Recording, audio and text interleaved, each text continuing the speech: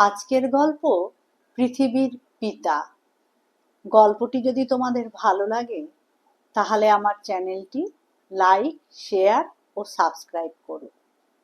সবার আগে যাকে লোকে রাজা বলেছিল তার নাম ছিল পৃথু। তিনি সূর্যবংশের লোক ছিলেন। তার বাবার নাম ছিল বেন। পৃথু নানাভাবে প্রজাদেরকে খুশি করেছিলেন, তাই সকলে মিলে তাকে রাজা নাম দিয়েছিল। পৃথুর পূর্বে লোকের দিন বড় কষ্টে কাটত। সেই সময় গ্রাম, শহর, পথ, ঘাট কিছুই ছিল না। ঝোপ জঙ্গলে, পর্বতের গুহায় মানুষেরা বাস করত। পৃথু তাদেরকে বাড়ি ঘর বানিয়ে এক জায়গায় থাকতে শিখিয়েছিলেন আর পথ বানিয়ে চলাফেরার সুবিধে করে দেন। সেই থেকেই শহর বস্তি সৃষ্টি হলো। সেকালের লোকে চাষবাস করে জানত না। ফল মূল খেয়ে অতি কষ্টে দিন কাটাতো। জমিতে কাঁকড়, আকাশে মেঘ নেই, খটখটে শুকনো মাটি ফেটে চৌচির হয়ে আছে। তাতে শস্য জন্মাতে গেলেও তা হয় না। প্রজারা পৃথুকে বলল, হে রাজা, পৃথিবী সকল শস্য খেয়ে বসে আছে, আমরা কেমন করে বাঁচব? খিদে বড়ই কষ্ট পাচ্ছি, আমাদেরকে শস্য এনে দাও। পৃথু বললেন, বটে, পৃথিবী এমন কাজ করেছে, শস্য সব খেয়ে বসে আছে। আচ্ছা, এখুনি তার সাজা দিচ্ছি। আন্তরে ধনুক, নিয়ে আয় তো তীর।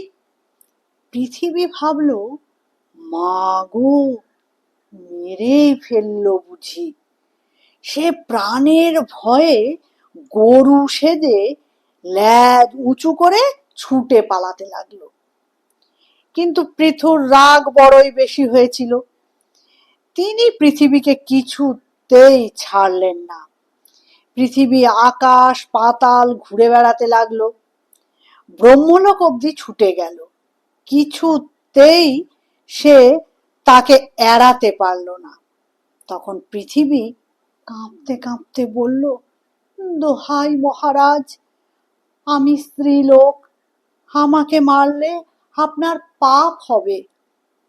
পৃথু বললেন, তুমি ভারী দুষ্টু, তোমাকে মারলে অনেক উপকার হবে, কাজেই এতে কোনো পাপ নেই, বরং পুণ্য আছে। পৃথিবী বলল, প্রজাদের যে উপকার হবে বলছেন, আমি মরলে তারা থাকবে কোথায়? পৃথু বললেন, কেন? আমি তপস্যা করে তাদের থাকবার জায়গা করে দেব। পৃথিবী বলল, আমাকে মারলে শস্য পাওয়া যাবে না। শস্য পাওয়ার উপায় আমি বলে দিচ্ছি। আমি যে শস্যগুলো খেয়ে ফেলেছি সে আর শস্য নেই, আমার পেটে হজম হয়ে দুধ হয়ে গেছে। আমাকে দুইলেই সেই দুধ পাওয়া যাবে, কিন্তু একটু বাছুর চাই, নইলে দুধ বের হবে না। আর জমির উঁচু নিচু দূর করে দিন, যেন দুধ দাঁড়াতে পারে, গড়িয়ে না চলে যায়। রাজা তখনই ধনুকের আগা দিয়ে জমির উপরকার ঢিপি সরিয়ে দিলেন। তাতে জমি সমান হলো, আর ঢিপিগুলো সব এক এক জায়গায় জড়ো হয়ে পর্বতের সৃষ্টি হলো। সমান জমির উপর লোকে ঘর বাড়ি সুন্দর তৈরি করতে পারল। সেই থেকেই গ্রাম শহরের সৃষ্টি। তার আগে এসব ছিল না। জমি সমান হতেই তখন একটি বাছুরের প্রয়োজন হলো। গরু দুইবার সেই জমির উপরে দুধ ছড়ানো যাইতে পারে। সেই বাছুর হইল স্বয়ম্ভু মনু। এমন বাছুর তো আর সহজে পাওয়া যায় না। তাকে দেখেই গরুর বাট থেকে দুধ ঝরতে লাগলো। তখন পৃথু নিজে হাতে গরু দুইতে লাগলেন। সে আশ্চর্য গরু, না জানি কতই দুধ দিয়েছিল। সংসারে যত শস্য সকলে তাতে দুইয়ে পাওয়া গেল। সেই শস্য খেয়ে এখনো আমরা বেঁচে আছি। শুধু তাই নয়, পৃথুর পরে দেব, দানা, যক্ষ, রাক্ষস প্রভৃতি প্রত্যেকে এসে সেই গরু দুইতে লাগলো। তারা প্রত্যেকেই নিজের নিজের বাসন নিয়ে আসলো, নিজেদের এক একটি বাছুর ঠিক করে আনলো। দুইবার লোক অবধি নিয়ে আসতে ভুলল না। কেউ সোনার বাসন, কেউ রূপোর বাসন, কেউ লোহার হাঁড়িতে, কেউ পাথরের বাটিতে, কেউ আবার লাউয়ের খোলায়, কেউ পদ্ম পাতায়। এমনি করে তারা কত রকমের জিনিসে যে গরুর দুধ নিল তা বলে শেষ করা যায় না। সেই থেকে দুধ কম পড়েনি, পৃথিবীও বেঁচে গেল। এত জিনিস যার কাছে পাওয়া যায় তাকে কি বুদ্ধিমান লোক মারবে? কাজেই পৃথু পৃথিবীকে ছেড়ে দিলেন।